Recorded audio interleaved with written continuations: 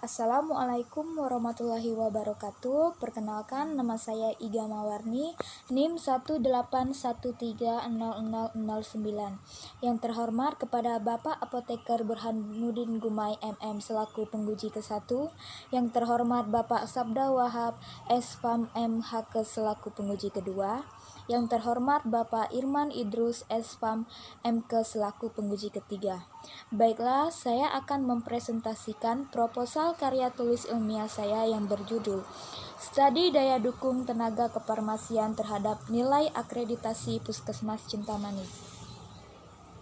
Adapun latar belakang penelitian ini adalah Puskesmas merupakan tolak ukur pembangunan kesehatan dan pusat pelayanan kesehatan tingkat pertama yang menyeluruh di suatu wilayah.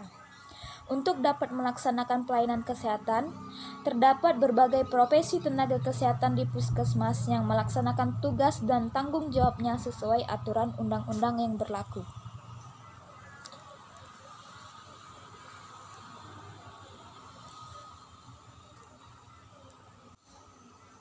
Salah satu cara yang digunakan untuk menilai pelayanan kesehatan di puskesmas adalah dengan akreditasi. Sumber daya manusia berperan penting dalam tercapainya tujuan akreditasi puskesmas. Sumber daya manusia yang dimaksud adalah tenaga kesehatan.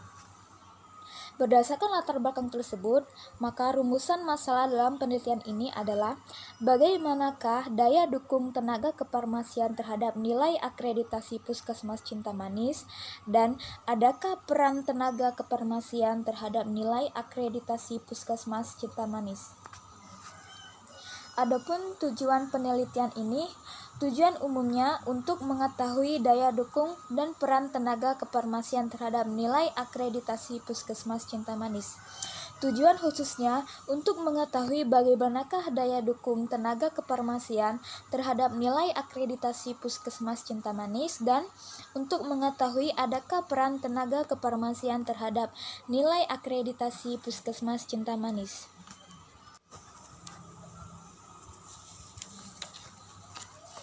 Kerangka konsep penelitian ini yaitu pelayanan kefarmasian di puskesmas akan mempengaruhi nilai akreditasi yang diperoleh oleh puskesmas.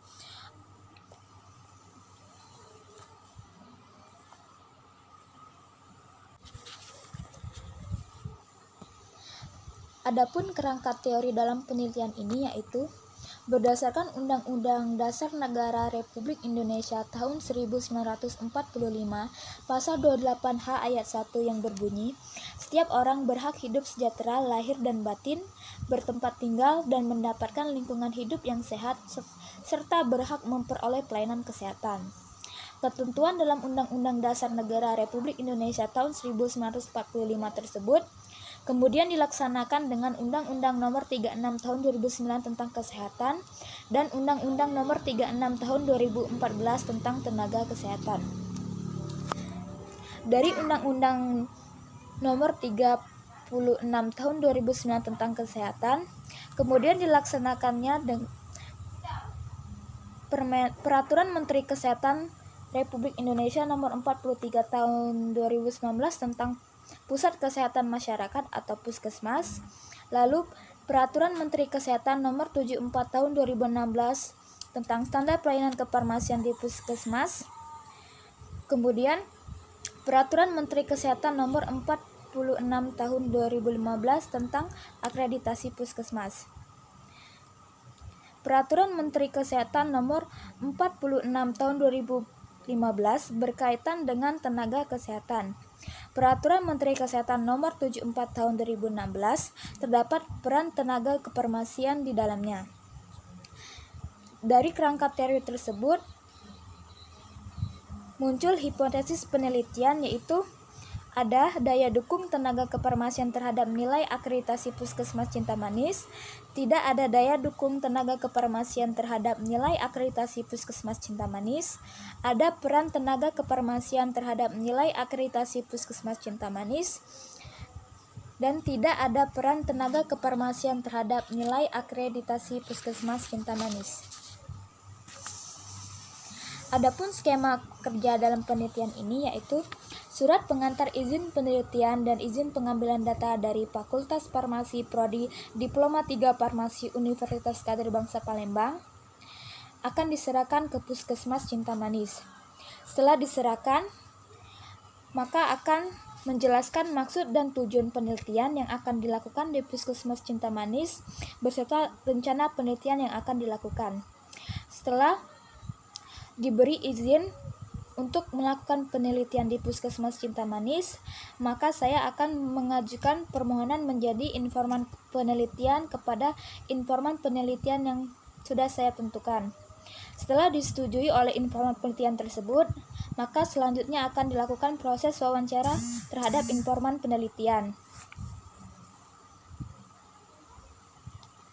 Lalu setelah dilakukannya wawancara terhadap informan penelitian, dilakukan pengumpulan data, yaitu data sekunder dan data primer.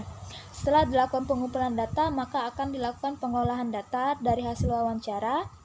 Kemudian selanjutnya akan dilakukan analisis data dengan merangkum data yang diperoleh dari hasil wawancara, yang hanya akan berfokus pada hal-hal penting saja yang akan memberikan gambaran yang jelas.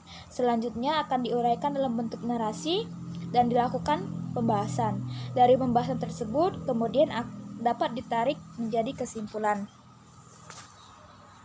Baiklah, itu saja presentasi tentang proposal karya tulis ilmiah saya. Apabila ada kekurangan, saya mohon maaf. Saya akhiri. Wassalamualaikum warahmatullahi wabarakatuh.